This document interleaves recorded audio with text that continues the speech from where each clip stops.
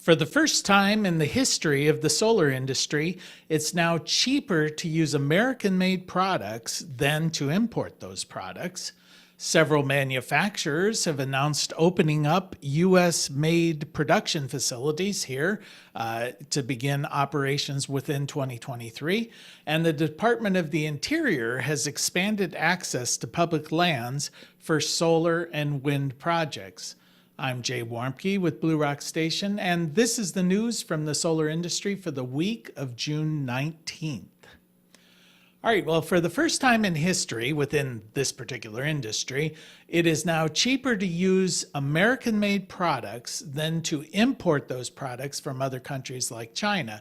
The reason for this are the incentives that are put in place by the Inflation Reduction Act. And this is all according to a recent study by Dartmouth College and Princeton University. Now, what they have also found is because of this, it's anticipated that about 2.5 million new jobs will be created in solar product manufacturing here in the United States between now and the year 2035. This is in addition to about 1.9 million new jobs that'll be created in solar development and installation. The prevailing wage requirements within the Inflation Reduction Act also mean that we'll begin to see, an emerging middle class of solar installers. It does add about 20% to the wage rate of solar installers, but when packaged in with the entire development, it only adds about 3% to the total cost of the system. It is anticipated by 2035 we'll see about $200 billion in annual solar wages here in the United States. Canadian Solar, a large panel manufacturer, has announced that they're going to be investing $250 million in building a plant in Mesquite, Texas. Production is anticipated to begin by the end of 2023. This is the first time Canadian Solar has put a manufacturing facility here in the U.S. They do anticipate this will add about 1,500 new jobs at that facility. And speaking of which, Cubic PV has announced that they're going to be building a 10 gigawatt solar wafer manufacturing facility here in the U.S. Now, the wafers or the cells are different than the panels. These are the subproducts that are used to make solar panels. The site of this facility has not yet been announced, but they have announced they've raised about $200 million to create this facility. They also anticipate this is going to add about 1,500 new jobs. And significantly, this is the first solar wafer manufacturing facility here in the United States.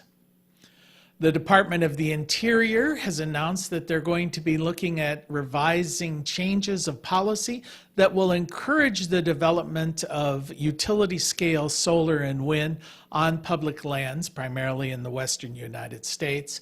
They plan to reduce access fees to these facilities by about 80%, and these reductions will be in place through 2035.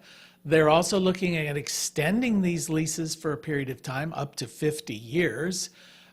Since 2021, the BLM, the Bureau of Land Management, has approved 35 renewable energy projects on public lands. Currently, there are about 74 that are being proposed. And they're also anticipating they're going to put together a study, look at the lands that are available, identify those with the highest potential for solar and wind, and then fast track projects within those particular regions. First Solar, which is a large thin film manufacturing facility company here in Ohio, has announced that they have developed a bifacial thin film solar panel. Now, bifacial essentially absorbs energy not only from the top of the panel, but from underneath that panel, often used in snow areas, sand areas, things of that nature, where you can increase input into the panel. Previously, this was only available for silicon-based solar panels. It also does allow infrared light to pass through the solar panel, which will reduce the amount of heat under which these panels operate, which of course increases the efficiency of those panels. And that's the news from the solar industry for this week. We'll see you next week.